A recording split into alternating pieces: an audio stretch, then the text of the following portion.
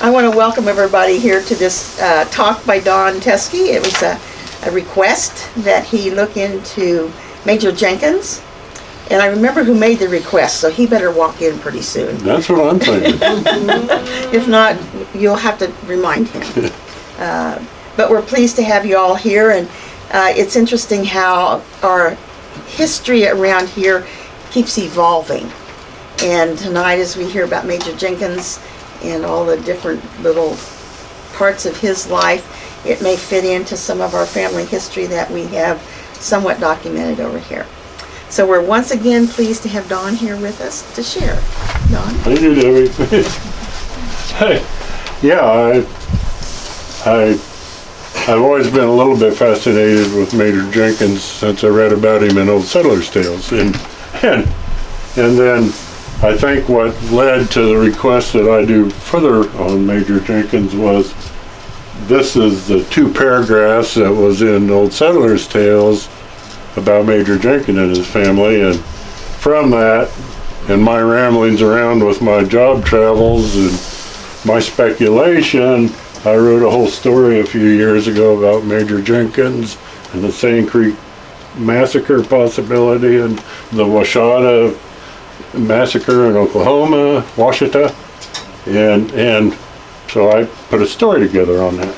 A lot of speculation, and so then I was asked to do this, and I go, well, that'll be cool. And that was last fall. I said, don't bother me till spring, and you didn't bother me till spring. But then I had plenty of warning, but I put everything off, and so then I thought, well, you know, maybe I can work on it when I'm gone to Arizona, because I was going on a business trip and then a few Ma and Pa days. Never got the computer at once. And so last Monday, I started, and the first thing I had to do was, well, I kind of actually got to thinking about all the resources I used to put this story together.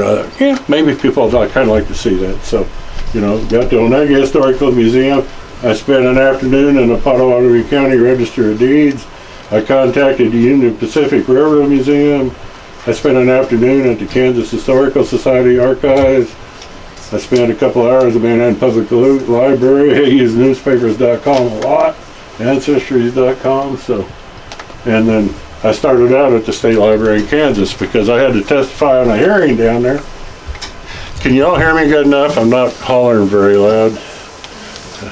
Oh, we got the expert now.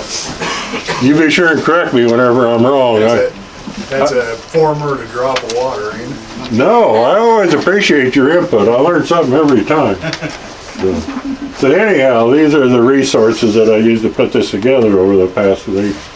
And I started because I was at Topeka testifying on a bill, so I thought, well, I'll walk into the state library and see if they got anything. If you've never been to the state library at the Capitol, that is super cool. I mean, if you're going to the Capitol for something, make that a point. It's a 2-story facility, open air. And so then the second story is a whole nother row of books on walkways, and they're all transparent glass to improve the light for library. And it's just neater than heck. But all the books I listen to when I'm driving down the road, I get through the State Library of Kansas. It's free and blah, blah, blah. So I use them a lot. I just never in the facility. So I go in and bother this poor girl in there. And she gets to looking, and I go, my mission is to find a photo of Major Jenkins. I've never seen one. This one, somebody posted on his findthegrave.com site. But I can't prove the provenance on it. I tried to backtrack the person that entered it, and I couldn't, it was a dead end. And so it said it was Major Jenkins in 1868. So if that's an accurate photo of him, I guess we can assume it is. If it isn't, who cares? It's dead and gone. He's as good as another guy. But this would have been 2 years after he mustered out of the military and moved to Vienna Township.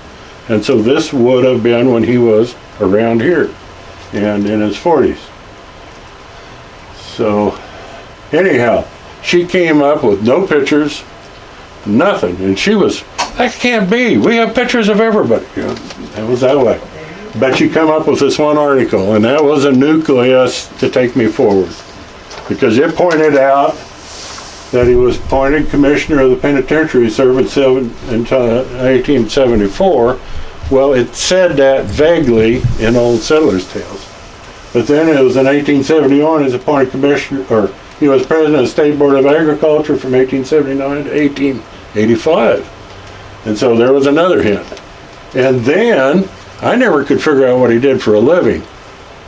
He was associated with the Union Pacific Railroad being claim agent from 1877 to 1899 when he resigned. So for 22 years he was a claim agent for the Union Pacific Railroad. And then it says for some years he's been living in Los Angeles, California. Well, he didn't move out there until 1905, so this was written after the time he served in the State Board of Agriculture, but before he died in 1914. So that gave me some clues. And I was like, hot dang. And so then I got to wondering, what was the job of a claim agent, you know, for the Union Pacific Railroad at that time? Would that be the same thing as in modern times? I don't know. And so, okay, I got ahead of myself here. I'll go back to that. So anyhow, then I ended up down at the Kansas State Historical Society, and they couldn't find any pictures. And they hunted for like 2 hours, and I was doing other research on newspapers.com, and finally they came up with this one photo. And they said, this is Major Jenkins and his wife, Emily. Now, I've seen this photo. I think you've posted that on the Historical Society before, haven't you, Debbie? But I never knew who it was to. But then I look at it and go, wait a minute, this was taken in 1877. Their son John was born in 68. Why ain't he in the picture? Why do they have a dog instead of John? I don't know. I don't know if it's actual. I don't know. You know, it's as good as another. I don't see a whole lot of resemblance between this photo and the one I put on the opening page. I don't know. But anyhow, it was submitted by somebody we all know, and it was Mrs. Henry Lieb. And she submitted it in 89, 84, one in 84 and one in 89. She did 2 pictures, and they kind of say the same thing, but then they also say that he also led a group to resist General Price in Kansas, and he didn't. And so that was one of the things that puzzled me through this whole thing, because that just wouldn't have been possible for him. He did visit his brother-in-law. He came in 1884 in the spring to visit his brother-in-law, L.M. Benedict, who came here and settled. And L.M. Benedict's sister, or wife, was a sister to Emily Jenkins. And so he came in April, but this was like in October when that Price bunch went south, and he was in the 2nd Cavalry. There's no way he stayed around that long. And that wasn't a week trip down south, that was an extended stay down there. So I went into Old Settlers' Tales, has a real good account of that, and they list the key players in that militia. And he ain't in there. L.M. Benedict is, but you know, Julius Teske would have been my great-great-uncle, or great-great-great-uncle, and but we got Ernest Hindenburg. We got a lot of local names we all recognize in there that went south. Hoover, Zabel. yeah, and so they got a pretty good documentation of that, and somebody that was as prominent as Major Jenkins was in everything I see, he would have certainly been listed, and he wasn't. And so she didn't make any mistakes, but I think she made an honest mistake on this one. And so he went back to serve in Denver, where he was based out of. So this has started the timeline that I handed out. And so I'll talk about this first segment here. He was born January 31st, 1831 in Meade County, Kentucky. That's that yellow that the state found for me, told that. And then he moved to Marion County, Iowa, and met his wife and married her there. She was from Pennsylvania. And then the census of, what does it say on there? I didn't put it on there right. 1860 census showed they lived in Quartz Valley, Arapahoe County, Kansas territory. So that would have been out here in the Rocky Mountains. Until Kansas was a state, the territory stretched to the Continental Divide. And so that was only a county for about 5 years before it was done away with again. And worthless trivia about that, the state of Kansas petitioned to have that removed when they reformed statehood because they were tired of trying to deal with the damn miners out west. And so that's, so Mr. Reeves is shaking his head yes, so he agrees with that. and when Territorial Governor Denver was governor, they were having such an issue dealing with the miners, they just sent a group of men out to the foothills of the Rocky Mountains to form a town to deal with the miners. And Governor Denver was a pro-slavery governor, but that's why the town of Denver is named Denver, because he sent those guys out there to start a town at the foothills where Cherry Creek was. So anyhow, I'm rambling. I do that. Sorry. So what my story based on and what got me to being suspicious was in the spring of 1864 he came out and visited his brother-in-law, and he goes back to duty, and then the Sand Creek Massacre happens in November of 1864, and that was one of them things where things got out of hand, and it turned out really, really bad for the people that participated in it. I mean, Black Kettle and his bands had just left Denver after signing a peace treaty, going back to their winter grounds, and they were flying an American flag over the camp, and Chivington wanted to be more important than he was, and he put together this militia, and they went over there and massacred hundreds of women and children. And then they go riding back into Denver with the private parts of the people they cut off on display, bragging about it, and the country turned against him. And rightfully so. I mean, one of the testimonies was one of the soldiers cut off a Indian's testicles to make into a tobacco pouch. I mean, those kind of things. It's just disgusting. And so it went bad. And so nobody that participated in it wanted to admit it. He was out there all at once. He decided that wasn't a good place to be. I just have to wonder if he wasn't part of it.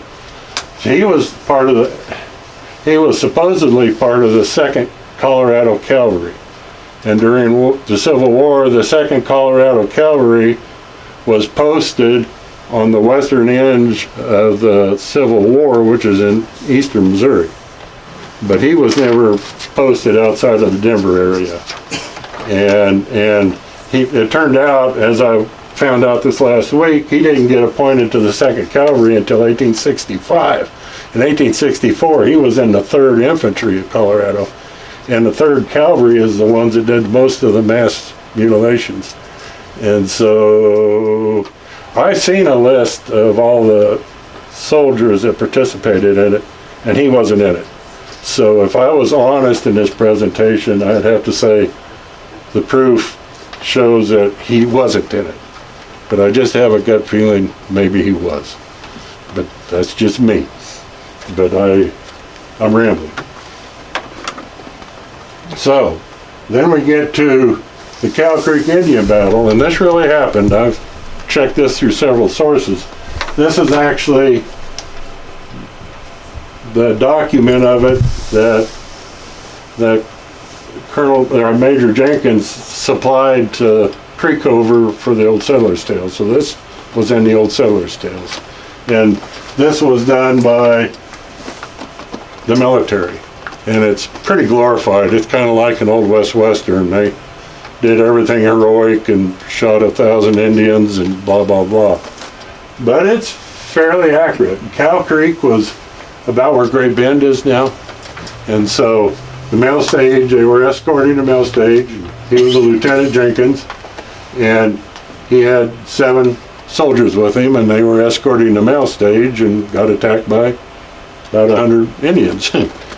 So basically it says there they, fought them back and outdid it. So then if you look at a neutral account, this I got from the Historical Society, there were 2 coaches that went out.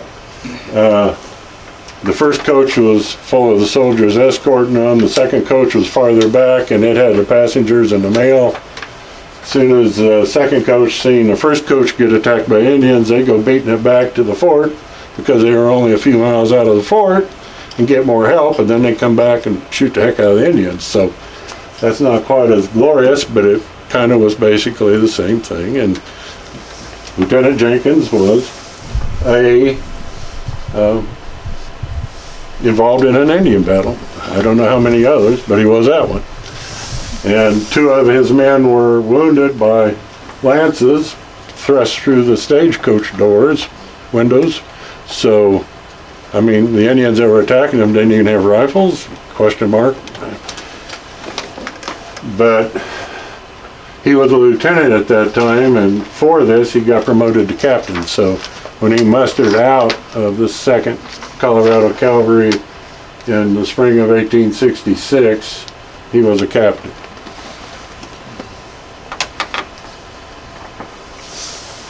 So then he moved his family out here to Vienna Township. John, you can contribute anytime you want in here.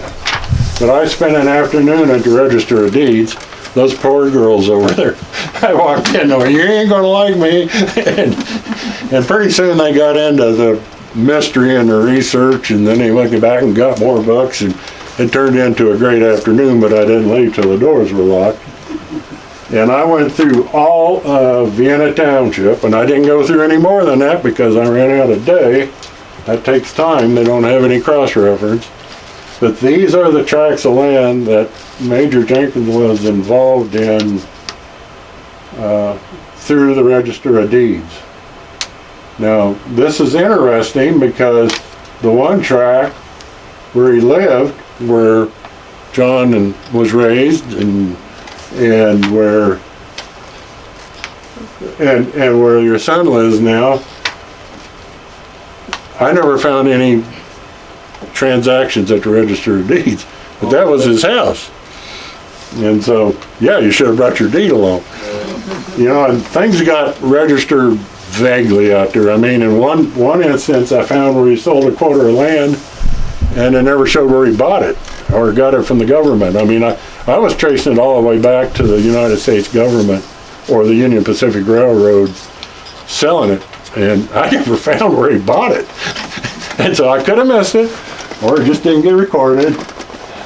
But pay special attention to this up here in section 12, because later on in the story I'm going to get to that, but he sold that in 1892 to Susan Clark for $400. And then the 1900 census shows that he was living in Vienna Township with a Sadie J. Clark, and he is listed as a boarder, a widower, and a landlord. His wife died in 1899. And so I'm guessing that's where he listed himself as living on the census of 1900. So now I get to the second segment. 1866 to 67, he's elected to the state legislature. So the first year he moves back, he gets elected. In 1866 he got elected, so he actually served in the 1867 to 1868 legislators. You get elected the fall before, and they were one-year terms. But then in 1867, his daughter Alla Dale died. She was 10 years old, and he donated the land to the cemetery. This is in Old Settlers' Tales. We all think it's fascinating. because when Major Jenkins' daughter Allie Dale died in February 1867, it was found necessary by the people of Vienna to locate a cemetery. Accordingly, messengers Benedict, Benton, Blaine, and Day, Benedict would have been a brother-in-law, and his wife is buried there, and met Mr. Jenkins, who agreed to give a piece of land to be set aside for a burial ground. The 5 men proceeded to walk over Mr. Jenkins' farm to select a suitable site where Mr. Blaine, who was carrying a stick in his hand, using it as a cane stop, said, "This place suits me," and it was decided. And Major Jenkins' little daughter was interred 12 feet north of Mr. Blaine had put his stick. A few months later, Mr. Blaine died, and he was buried in the exact locality which he had selected as suitable. The cemetery was chartered under the name of Jenkins Cemetery, although it's usually called a Vienna Cemetery. So this was written around 1900, but that was an account of that. And it's really surreal out there because you can see where Mr. Blaine is buried and his stone is, and you can see Adela's grave right there 12 feet north, and yeah, it's all there, and that was the first burial, and that's how it came about. So then we get into the famous 19th Cavalry, Kansas Cavalry. So in 1868, Governor Crawford wanted to be more important than a Governor Crawford, and General Sheridan was putting out a call for assistance to help kill off the rest of the Indians in Oklahoma Territory. And so he put together a volunteer 19th Kansas Cavalry, 1,200 men, to go down and help General Sheridan kill the rest of the Indians. And so there's a lot of documentation online about this. I didn't put a lot on here, but if you're actually interested about this, there's lots of information online about this. And it's kind of a fiasco, and so I'll get into that in a minute, but it lists right here the officers. And so Governor Crawford, who resigned for this, named 4 majors: Charles Diamond, Richard Jenkins, Milton Stewart, Surgeon, and Mahlon Bailey. So he is listed as one of the 4 majors. And that's where Major Jenkins got his major title. He was a major for this Kansas Volunteer Cavalry for 5 months, which is as long as it lasted. And so that was the entirety of it. But anyhow, they head south, and they take 3-day march to get where Wichita is now, and that was just a few shacks in. And they kind of reboot to head on down to Camp Supply in Oklahoma Territory, which is kind of western Oklahoma, down here south of Kensington, down in there. And nobody's been south of the Arkansas River and the whole 1,200 men, so they don't know what they're doing.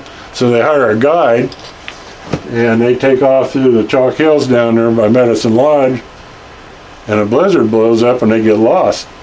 And most of that party, it takes them a month to get to Camp Supply, and they only took supplies for 9 days when they left Topeka. And so they were starving to death, horses were dying, they were eating horses, there was below zero and frostbite, and all they had was these pup tents, and things weren't going good. And they sent half of them out hoping they'd survive and get to Camp Supply, and then the ones that weren't able to travel stayed there, and they called it Camp, some fatal name, I don't know, Termination or something like that, Camp Disaster or something like that. They stayed there and waited for help. And anyhow, eventually they all got through. And through the whole campaign, only 5 men died, and it wasn't from that. But the big point of that, though, is Custer was down there under Sheridan, and he was getting impatient, and they got tired of waiting on him to show up.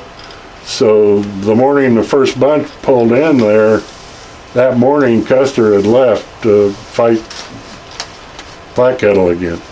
And so what they went down to try and do, they missed by half a day. And that might have been a good thing. But let's say that let's say that Richard Benton had been in the Sand Creek Massacre. I mean, that wiped out most of Black Kettle's band then, but Black Kettle survived. And so now he's down in Oklahoma territory, reservation ground, and so they decided to go down there and kill him.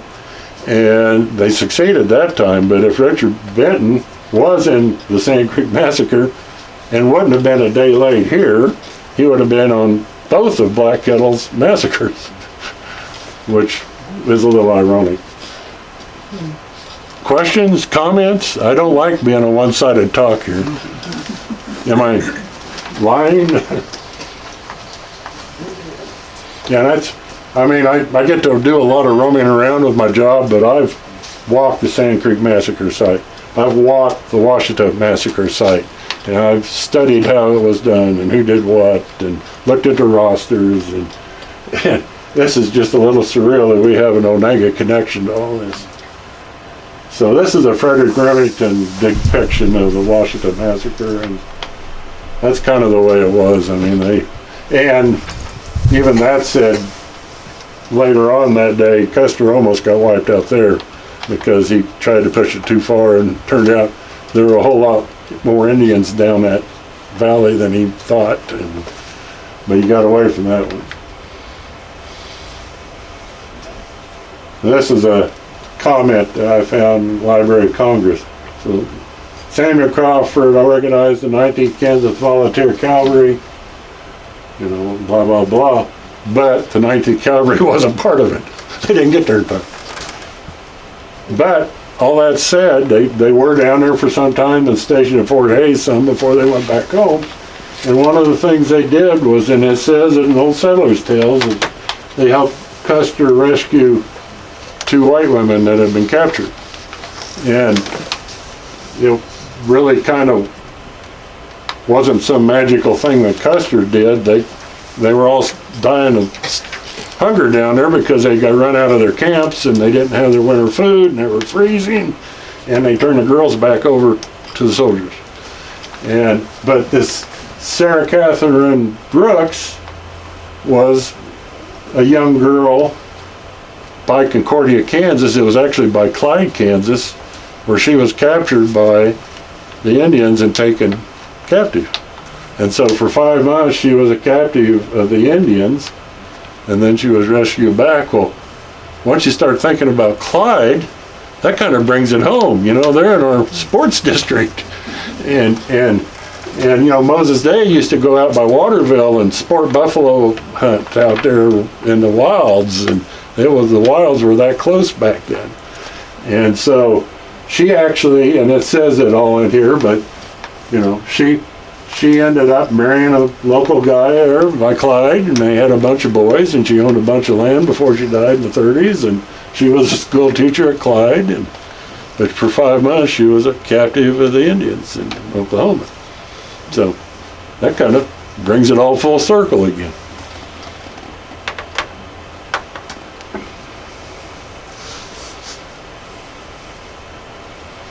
So now we get to John Elliott Jenkins. And for the longest time, I didn't think that Major Jenkins had any living offspring. And then all at once, and it says in Old Settlers' Tales, I just missed it before, but he had a son, John Elliott Jenkins, born 1868. That's why I'm going, why isn't he in that picture? Why is there a dog in the picture?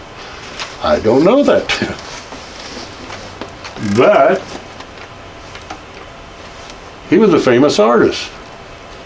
And he spent his life art. He was head of the art department at Friends University. All these things, he commissioned artworks. You go to the internet, he's all over it. And his stuff is selling for like $1,000 a painting. and how did this kid from Vienna, Kansas end up studying in France under Monet art and 20 years later? I have no concept of that. I was fascinated. So anyhow, I was telling Debbie before you all came that I got to tracking him down earlier, and he had a daughter, and on findagrave.com it only listed one son who didn't have any children. So I thought the bloodline died out. And then on Emily's obituary, then I find 2 sons listed. Not on Find a Grave, but I found 2 sons listed in an obituary. So I started tracking them down, and last night, about midnight, I found a Richard W. Jenkins, 80 years old, living in Houston, Texas, that I was going to call today and ask if he was a grandson of John Jenkins, and I forgot to. But I'm going to call tomorrow.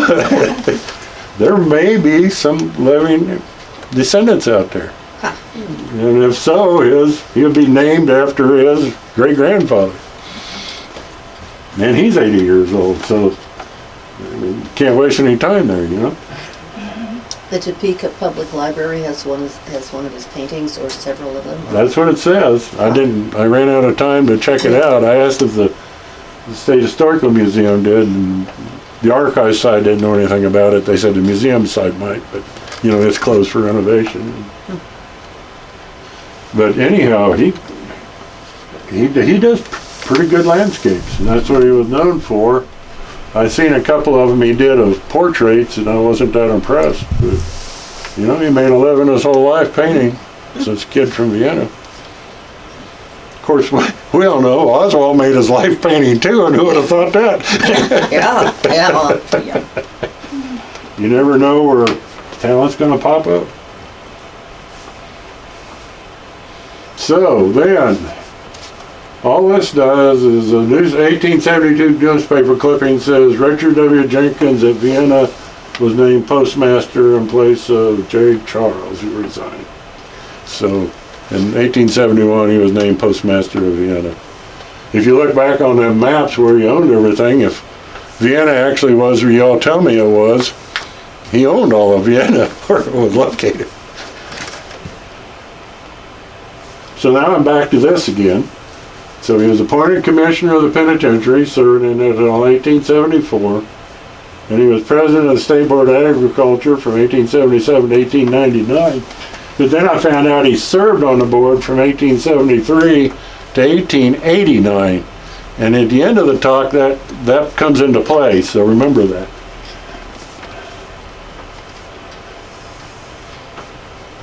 So then in 1874, Old Settler's Tale said he purchased a threshing machine this Mr. Busby did in partnership with Major Jenkins and ran it 2 years.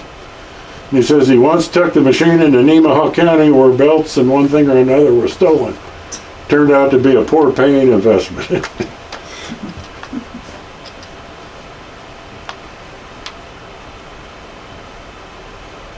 Segment 3, his roaming years. So it was hard tracking him through this time. So 1877 to 1899, he worked for the Union Pacific Railroad as a claims agent. So then I went, what the heck does a claim agent do? And so I emailed the curator of the Union Pacific Railroad Museum up in Cedar Rapids, Iowa. Yeah. And she emailed me right back. So she was great.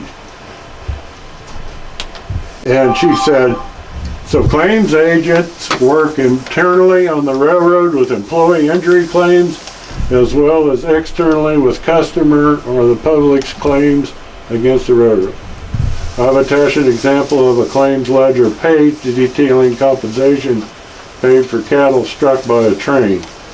From what you describe, it sounds like your relative was involved as a claims agent, probably on the freight customer side. These roles are reported up through the law department and were overseen by the general counsel for the railroad.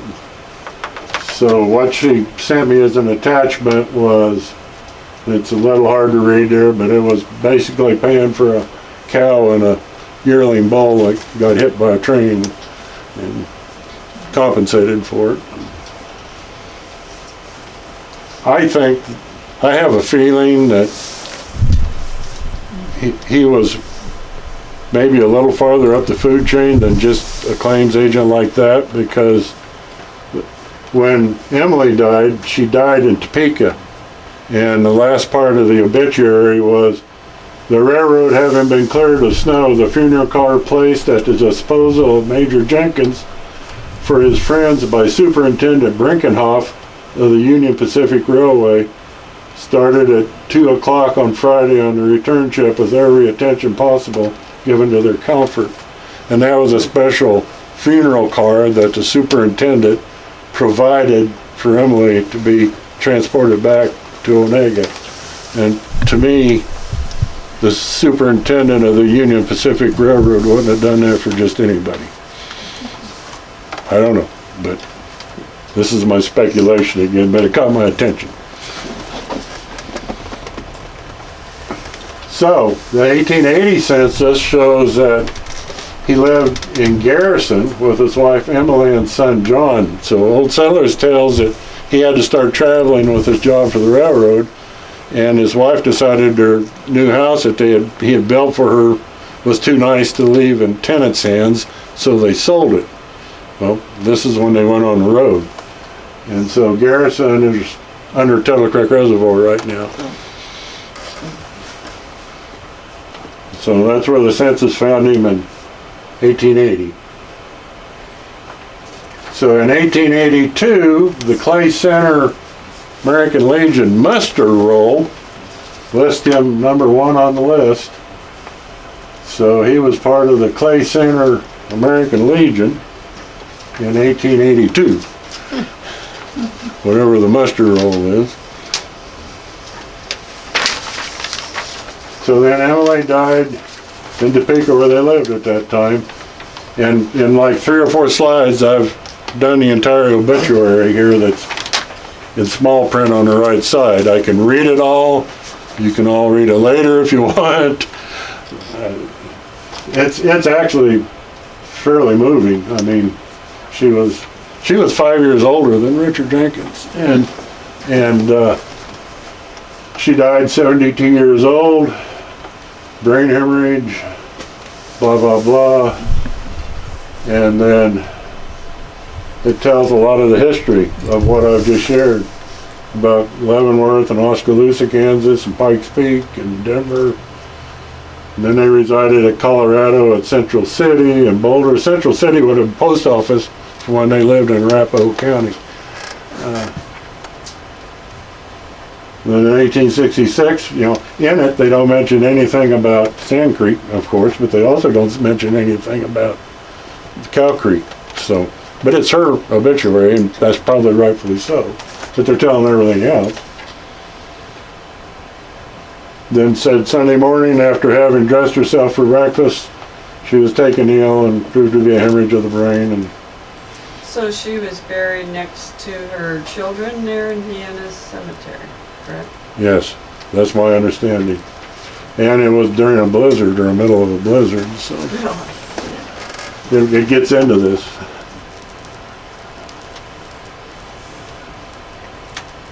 So the funeral services were held in Congregational Thursday. I think that might have been in Topeka. I'm not sure. It gets, you guys can interpret as well as I can. But the funeral services were held in Congregational Church Tuesday afternoon. Remains were interred in the Vienna Cemetery. Following relatives and friends accompanied their remains to Onega for interment from Topeka. And one of them is Mr. Levi Benedict right here, and it says a Wabansi. His wife is buried in the Jenkins Cemetery, but after she died, he relocated to Wabansi, and he's buried in the Wabansi Cemetery. And he is Major Jenkins' brother-in-law. And bereaved of the sympathy of the entire community. And then from the Topeka Capital Journal, Onega is a town of about 600 inhabitants situated in Potawatomi County, Kansas, about 83 miles west of Leavenworth on the LKNW Railroad. It has the appearance of great prosperity and thrift, giving proof beyond doubt of being surrounded by a rich agricultural country, from which has been gathered many bountiful harvests. The business houses are mainly built of stone and in a style and finish which would be a credit to a city of larger proportions. The inhabitants are most generous, wholehearted, kindly, and self-sacrificing in their hospitality, and their action speaks louder than words. That's kind of nice from a Topeka paper. On Wednesday evening of March 29th, the train bearing the remains of Mrs. Jenkins, the partner in life of Major R.W. Jenkins, claim agent of the Union Pacific Railroad, reached Onega, to which place the body was taken for interment. Accompanying the remains were some 17 persons, relatives, and friends of Major. Upon the arrival of the train, the party was met and taken in charge by many of the most prominent citizens among them. And there's a lot of familiar names in this. And you know, Fred Day being one, Frank Landon. But then what really caught my attention was Mrs. Moses Day. If that was the original Mrs. Moses Day, that was a very, very aged woman. Because they were one of the first settlers in the Vermilion River Valley. But I think they might have had a son named Moses too, didn't they? Yes, they did. And that might have been her. About 1 o'clock on Thursday commenced the most severe snowstorm of the winter, which continued until afternoon in unabated fury, blocking the railroad and completely stopping all traffic until about noon on Friday. The funeral services were necessarily postponed until 1 o'clock Thursday, when they took place from the First Congregational Church.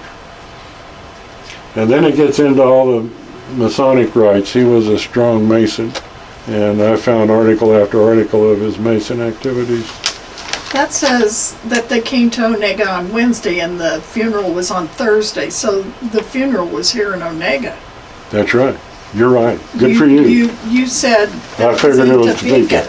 I put this together fast this afternoon. But I'm like, if they came to Onega on Wednesday, it had to be the Congregational Church here in When was the Onega. Congregational Church moved from Vienna to Onega? Because there was a Congregational Church in Vienna. Yeah, that's right. And wasn't it like 75? I don't know. I should have that somewhere. But anyhow, it didn't say it was a Congregational Church of Vienna, but maybe they wouldn't have considered Vienna to be a suburb of Onega. I don't know. So then it gets into the Mason stuff, and then the last one is what I showed earlier about, that was the last paragraph in that obituary about Birkenhoff supplying the funeral car.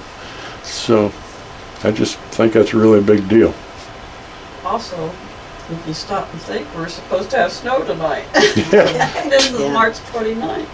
Ooh. Let's not tempt fate. So this is a stone we all seen out at Jenkins Cemetery, and that's why he isn't there, and she is, and the two daughters are. 2 daughters.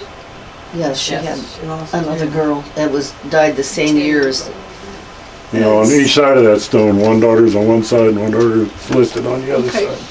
I didn't hear you mention the other daughter. yeah. It's in there right below daughter Aladell died, then daughter Minnie was born And died that the same same year. year. Minnie. Must have been tiny. Oh, that would have been fun. He had a lot of death in his family. So then this clip popped up, and it just announced that after his wife died, he announced his retirement as being a claims agent for the Union Pacific Railroad, and this was naming his replacement. But it was a big enough deal that it ended up being an article in the Topeka paper. So that's why I keep wondering just how far up the food chain he was in the Union Pacific.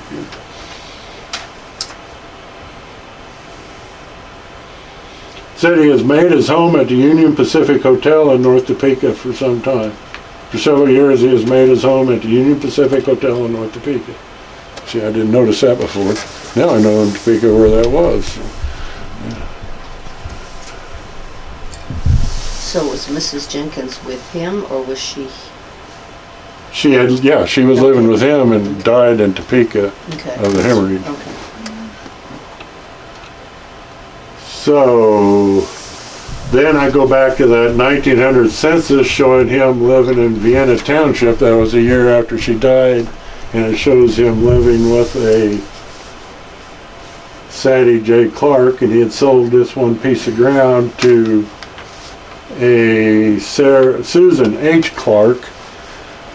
I suppose that could have been interpreting the spelling of handwriting back then, I'm guessing there's some connection. I'm guessing that's probably where he was listed as residence at that time. That'd be over there in the Gilsdorf area, wouldn't it? Oh, that's actually it. Yeah, that'd be, yeah. 700 North Kansas Avenue is where the hotel was, Really? in Topeka. There's a picture. What are you looking at? I just asked. Googled. Okay. Cool. I was gonna say, I didn't bring anything like it. But anyhow, it showed on there he sold it in 1892, that piece of ground to A. Clark for $400. So now we get into his final years. So, 1904, he married Mary McGuire in Denver, and he was 73 and she was 25. He was actually older than her parents, and they were some of the early settlers here in Vienna Township, and but they both died after he died in Los Angeles and are buried in Los Angeles, so they must have been living with them in Los Angeles when everybody started dying. So the one newspaper report, I'll bring him up in a minute, said they'd be living in Onega, but then he also had a lovely home in Grand Lake, Colorado, which is up in the mountains northwest of Denver. So I just seen that one little snippet and I go, well, who knows what he owned where. Then in 1905 they had a daughter, Romaine Alice, and 1910 census shows them living in Los Angeles. 1911, daughter Romaine died. She was 11 years old. Like I said, he had a lot of death with the daughters. Wait a minute. That's only 6 1905 years. and 1911, 6 years. Thanks. I will correct that on my PowerPoint. I was gonna say math. Is it is 6 years then? or- Yeah. Yeah, when she was born, the tombstone will show here in a minute. That's just me mistyping. Yeah, that's okay. It was late. Yeah. Then Major Jenkins died in Los Angeles, 83 years old, and that's where he's buried. So. I assume Mary McGuire is too buried there. Yes, yep. And she lived until 1971. I mean, Wow. yeah. And so, this is kind of a cool one. This describes a wedding in Denver. And that's kind of important because the Topeka paper said they got married in California. So, somebody had sent this to me, and and to give credit, when I wrote this story, 4 or 5 years ago, and at the end of the story I said, he's not buried in Jenkins Cemetery, and I can't find where he's buried. And I have no idea, and I can't track it down. Well, Linda Tessendorf sent me an email, and she had found his gravestone in Los Angeles. And so, I'm sorry? I sent you the email. You sent it to me? Okay, bless you. Yeah, I think I sent you that clip. Okay, and that's what helps is when people sends me information like that, because that started bringing things together where I could take the research further. And so thank you for doing that. And so that's when I was just starting to learn how to use Find a Grave, and they were way ahead of me. So anyhow, it just really eloquently talks about it. It must have been a real social affair in Denver, and the flowers and all that stuff. And then it says they came to Denver a few days ago to meet Mrs. McGuire, who was returning from California. And I'll get into a few more clips that are kind of fun. But in the summer, they were returned to Colorado to spend several months at Grand Lake, where the bridegroom has a delightful home. So I get into these Onega Herald clippings, and one of them, Miss Mary McGuire will leave next Monday for Los Angeles to remain a few months and sightsee and take a course in voice culture, whatever that means. Yeah, and Major Jenkins, and then Miss Mary McGuire, Major Jenkins, both of Onega were married recently in Denver, Colorado. They will make their home at Onega. Major Jenkins was for many years a resident of North Topeka and is well known here. He was a one-time claim agent of the Union Pacific Railroad.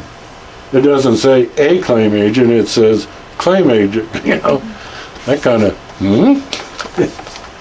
But anyhow, then Major Jenkins was in town last Saturday shaking hands with his friends and receiving their congratulations. He was accompanied by Miss Jenkins, who was doing the shopping while the Major was treating his friends to cigars. So anyhow, basically she had went out to California and she was on her way back and he intercepted her in Denver and married her. And then they came on back and they were supposed to make their living or their home in Onega. But I think she really liked California because it wasn't a year or two. They were California and never came back.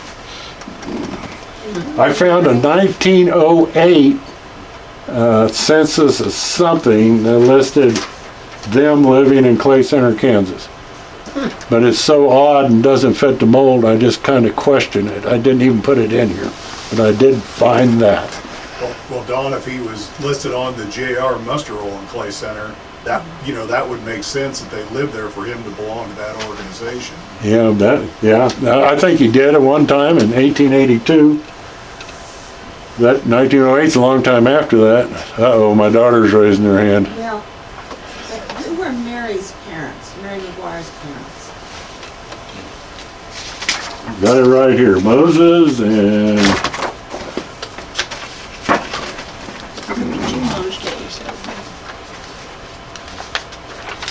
don't you love my notes? Hey,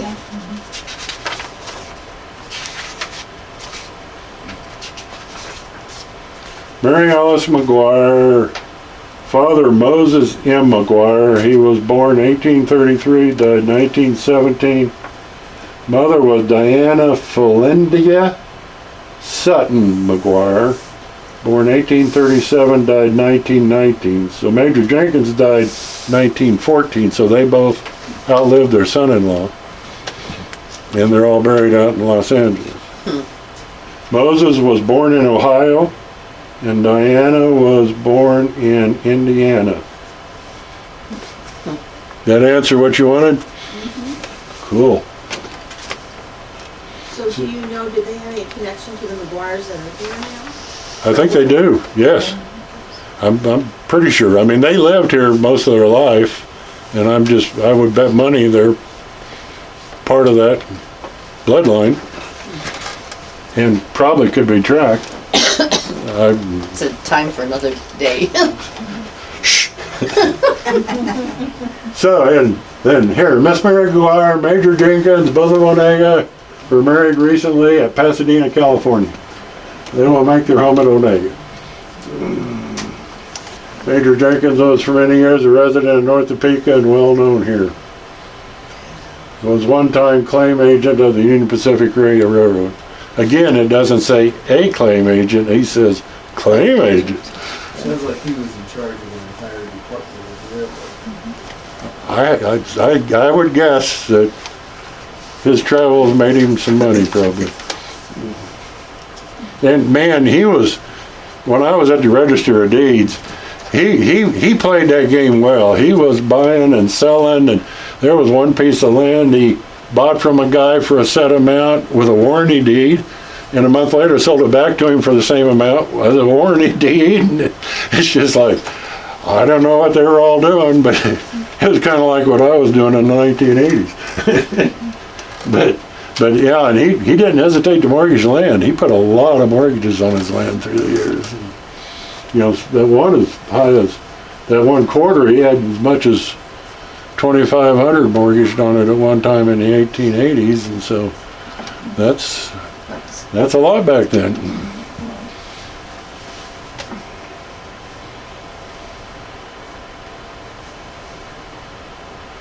Just another marriage announcement.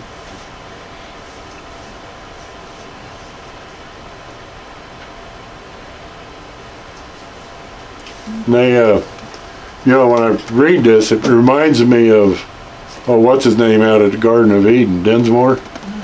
Because he was 80-some when he married his 20-year-old housekeeper, and their 2 children were in the Guinness's Book of World Records for being the oldest living, surviving descendants of a veteran of the Civil War. And it's like, I'd love to see their DNA. Because she was pretty. I haven't seen a picture of Mary. But. So, in the Topeka paper, there was one column off to the side, and I thought, that guy's got a sense of humor. So Kansas Men and Matters, and just little snippets. The latest improvement of Pratt is 50 new shaving mugs at one of the barber shops. Didn't think much of Pratt. And then the prize jack of Donovan County is named Shakespeare. To think that the sacred name of the Bard of Avon is now worn by an ass, and that in the neighborhood of ancient Troy. I like him. But then there was this little snippet that was, Omega mourns because one of her boys is so way up in the theatrical profession that his companies cannot afford to invade the kerosene circuit, and Omega can't see him in his glory. So the social status there was whether you had electricity or not. And so the kerosene circuit would have been below their touring routes. I just thought that said a lot about the community and Omega, and they actually had a pretty good actor from Omega. And so.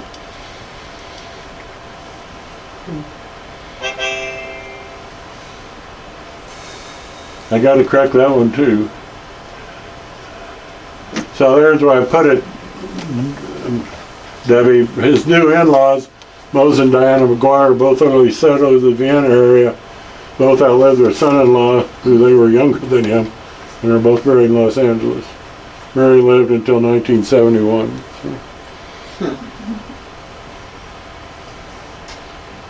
So it just, the more I started researching him, the more it opened up mysteries, and, we got an early settler, but we also have the Indian Wars, and we also have the Indian massacres, and capturing a white woman, and then we get into all the politics. And then we take it a step farther, because here, this is his tombstone. But so Richard's buried there, Mary, and Romaine, and it's 1905 to 1911. So I just can't count.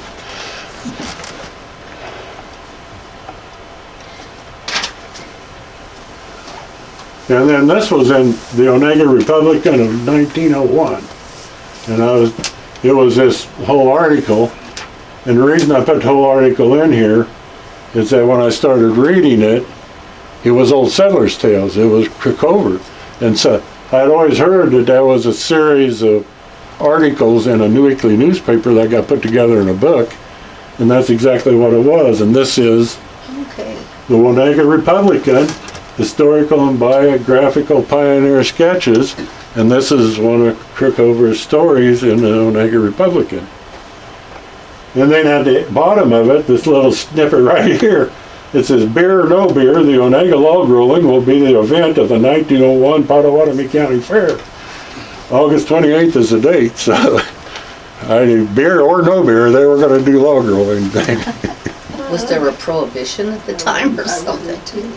That's probably getting in that time frame, which takes us to the next character. So, as I was doing all this, Anthony kept popping up. And so Anthony was our 7th governor of Kansas. And he bought those 2 quarters. So he bought a half section of land in 1875 and paid $2,250 for it. And I never found where he sold it. Again, that was one of those mysteries, but he moved here in 1876, and so he was a neighbor to Jenkins. And so he moved here in 76. He was in the Civil War, and then he moved to Leavenworth, and he had he had some newspaper, tried to do newspapers there, and did a couple other odd jobs, he was a tinsmith. Ended up working for the IRS as an IRS collector. So, one of those guys.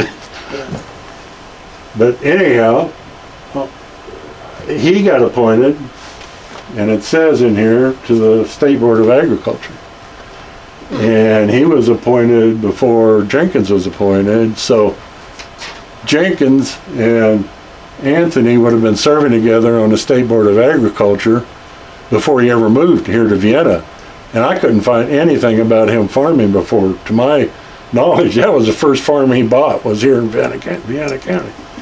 And so I'll bet dollars to donuts that, they're at a board meeting and he's talking about he ought to buy a farm, and Jenkins is saying, hey, this farm is for sale next to me. I'll bet he was lured here by Major Jenkins. And the year he bought that farm, he started running for governor. I mean, he was elected the same year that he bought the farm in 75, he moved here in 76, he was elected in 76 to take office in 77. So I think it was all planned out. I'm going to buy a farm, then I'm going to run for governor. And I think Jenkins was probably behind it all. This is the politics and the dynamics of it. And well, he probably never farmed, did he? I couldn't find where he farmed much here. Did Jenkins ever farm? Actual farm? Yeah, for 10 years there. Oh, okay. I mean, until the railroad started coming through, he was pretty well a farmer here. Okay. Where he had other people doing his work and he was pushing a pencil. I don't know that. Yeah. But yeah, until 77 he didn't really, but he was doing all these other things. He was appointed to the State Board of Ag in 73, he served in the state legislature in 66 and 67, 78, so 68, so just as soon as he moved back here he was running, but that wasn't 3 months in. It was a 1-year term and you go down there a couple of weeks, it was a different thing then. Most people didn't even get hardly paid for it. And, that Thomas Benton, that was a Wheaton school teacher, served several terms. Anyhow, I just have a feeling that these two were in cahoots. I mean, Jenkins was a friend of Governor Crawford, and that's why he got appointed a major in that 19th, and why he got appointed to the Department of Ag, and why he chaired the Department of Ag all these years. And so it ain't what you know, it's who you know. Union Pacific. And it says in retirement, the former governor farmed and invested. So he must, I wonder when he farmed if that was here or in Vienna or... I think for what he's claiming in that story, it would have been here. He could own land elsewhere, but I didn't find any, and that doesn't mean it wasn't there. Yeah. But he did a whole bunch of things after he didn't even get reelected. He didn't even serve a full term, and so far I haven't even been able to find out why he only served 3 years. So I don't know what that mystery is yet. But where Lisa used to live was named after him, Anthony, Kansas.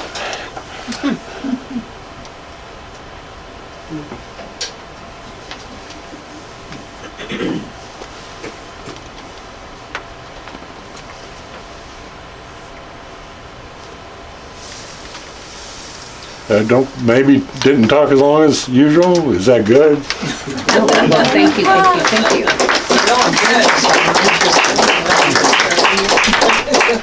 Thanks for all your research.